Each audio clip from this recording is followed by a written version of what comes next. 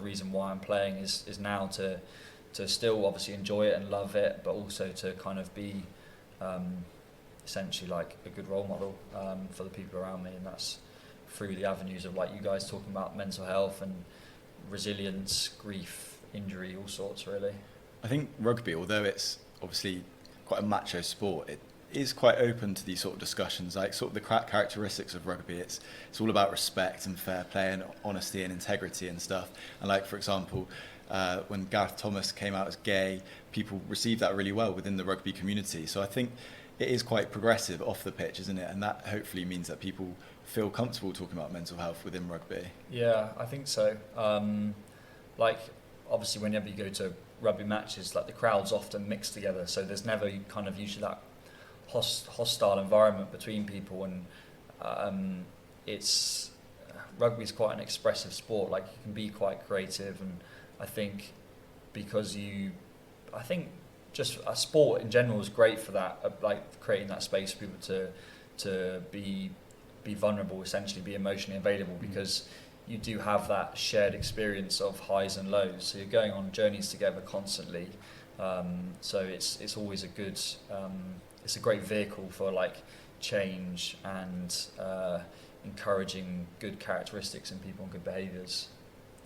Yeah, you're 100% right. Like getting things out and sort of reforming things in your head, just like you said, it makes you feel like superpowers. Like, it makes you feel amazing. Yeah. It's no surprise that from sort of you addressing that, you then obviously went on to do a lot of really good things in the future, like in the years following. So it's no surprise. Like, it's undoubted correlation. I think, and like even when it was times when I didn't really know what to do, just as simple as like writing thoughts and feelings down, like just almost getting them out of your head and onto paper. Like, they're still potentially bubbling around, but you've kind of been able to step back from it a little bit by just having it on a piece of paper, and that's one thing that I found has been helpful. And I mean, like I say, there's definitely been dark times when I haven't wanted to continue playing rugby, but at the same time there's been massive moments of success, like went to a Commonwealth Games and won a bronze medal. I mean, like, to be involved again in a multi-sport event like that, represent Team England again, where you've got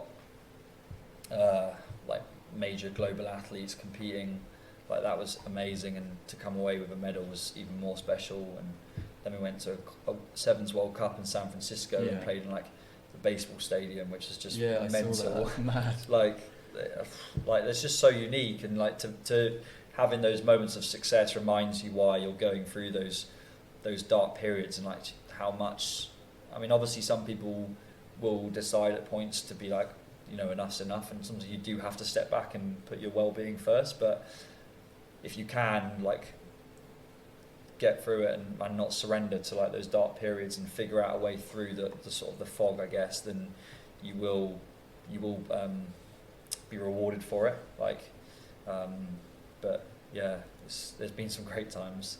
Yeah, for sure. And it's like the sport just has the ability, doesn't it, to make you feel so amazing, but also stuff like Rio can literally do the complete opposite. So I think that's probably what, as a kid, I was thinking of like complete stardom, but then you do realise that there is kind of highs and lows, and it can pick you up, but it can also like send you to the pits as well. But I think that's the beauty of it, and like it brings people together and it connects, and I think that's why people just love sport. And